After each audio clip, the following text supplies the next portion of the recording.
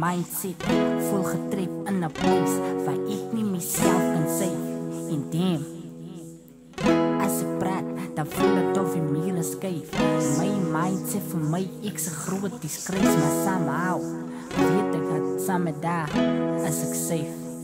Want kom 'n tyd wat ek voel dat die lewe te veel is, dan voel het ek kan nie meer, maar as ek saam met haar is, dan is alles alright. Dan kom 'n tyd wat ek voel dat die lewe te veel is, dan voel het ek kan nie meer, maar as ek saam met haar is, dan is alles alright.